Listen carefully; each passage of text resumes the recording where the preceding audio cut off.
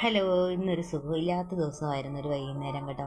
അപ്പോൾ രാവിലെ തൊട്ടേ സുഖമില്ലായ്മ വന്നു. വൈകുന്നേരം ആകുമ്പോഴത്തേക്കിന് ആക്റ്റീവ് ആകുന്ന ആരെങ്കിലും എന്നെപ്പോലുണ്ടോ?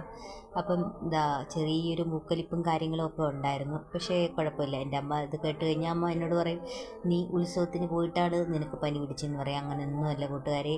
ഇതിപ്പം എന്താ പറയുക, നമുക്ക് വരാനുള്ളത് എപ്പോഴേലും വരുമല്ലോ.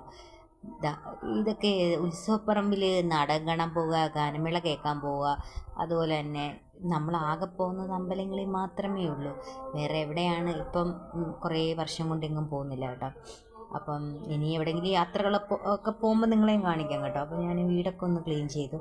അതിനിപ്പുറം കടയിൽ നിന്ന് വന്നപ്പം പഞ്ചസാര തീർന്നു പോയി. അപ്പോൾ പഞ്ചസാര വാങ്ങിച്ചിട്ട് വന്നു. അമ്മമ്മയ്ക്ക് ചായ കൊടുക്കണം വൈകുന്നേരം. അപ്പോൾ അമ്മയ്ക്ക് ഭയങ്കര വിശപ്പ് കേട്ടോ. ഇപ്പോൾ ഈയിടെയായിട്ട് പാവത്തിന് വല്ലാത്തൊരു വിശപ്പൊക്കെയാണ്. അപ്പം ഞാൻ ഏത്തക്കയും മേടിച്ചുകൊണ്ട് വന്നു. 2 ഏത്തക്കയും കൊടുത്തു വൈകുന്നേരം. പിന്നെ ചായയും കൊടുത്ത്. പിന്നെ വേണ്ട ഇതൊക്കെ ഞാൻ ഒത്തിരി വർഷങ്ങൾക്ക് മുമ്പ് വാങ്ങിച്ചതാണ് കേട്ടോ. അപ്പം ഇന്ന് അവിടെയൊക്കെ ഇരിക്കുമായിരുന്നു. അതെല്ലാം ഞുള്ളിപ്പറക്കി അങ്ങോട്ട് എടുത്ത് വെച്ചിട്ടുണ്ട് കഴുകാനായിട്ട്.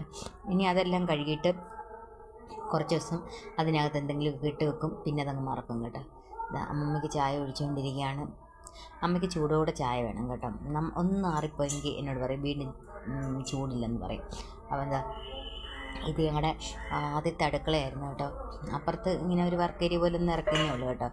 അപ്പോൾ ഇതൊക്കെ ഒന്ന് അടുക്കിപ്പറക്കി ഒതുക്കിയൊക്കെ ഒന്ന് വെച്ചിട്ടുണ്ട് കേട്ടോ. എന്നാലും 2 ദിവസം കഴിയുമ്പോൾ വീണ്ടും താമത്തിരക്കെടുത്ത് പറഞ്ഞതുപോലെയാണ്. പാത്രങ്ങളെല്ലാം അവിടെ ഇവിടെയും വലിച്ചെറിഞ്ഞിട്ടേക്കുന്ന പോലൊക്കെ പിന്നെയും കിടക്കും. പിന്നെ എൻ്റെ അമ്മ പറയും, ഇടി അന്നേരം ഉള്ളത് നിനക്ക് കഴുകി വെച്ചുകൂടെ എന്ന് പറഞ്ഞു. ഇതുപോലെ ഏതെങ്കിലും അമ്മമാർ പറയുന്നുണ്ടെന്ന് നിങ്ങളെനിക്ക് കമൻറ്റ് ചെയ്യണം കൂട്ടുകാരെ.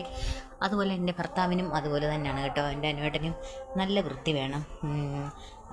വൃത്തിയുടെ കാര്യത്തിൽ ഇവർ നമ്മെ തോപ്പിച്ച് കളയും. വൃത്തിയെന്ന് വെച്ചാൽ അതല്ല, ഒന്ന് വലിച്ച് വാരിയിടാതെ അടക്കി ഒതുക്കി വെക്കാൻ പറയും. പിന്നെ അപ്പോൾ ഇന്ന് ഉച്ചയ്ക്ക് എനിക്ക് ചെറിയൊരു വയ്യാഴിക കൊണ്ട് ചിക്കൻ കറി ഇന്നലത്തെ ഇരിപ്പുണ്ടായിരുന്നു. പിന്നെ ചിക്കൻ വറുത്തതും ഉണ്ടായിരുന്നു. അപ്പോൾ ഉച്ചയ്ക്ക് ഞാൻ ഉച്ചയ്ക്കല്ല, ഞാൻ രാവിലെ ഒരു 10:30 ആയപ്പോൾ ചോറ് കഴിച്ച കേട്ടോ. പിന്നെ ഒന്നും കഴിച്ചില്ല. പിന്നെ കോവയ്ക്ക മെഴുക്കുവരട്ടി, കുഞ്ഞ് ട്യൂഷന് പോയേക്കോളൂ. അപ്പോൾ വരുമ്പോഴത്തേനും കോവയ്ക്ക മെഴുക്കുവരട്ടി വെക്കാമെന്ന് വിചാരിച്ചു.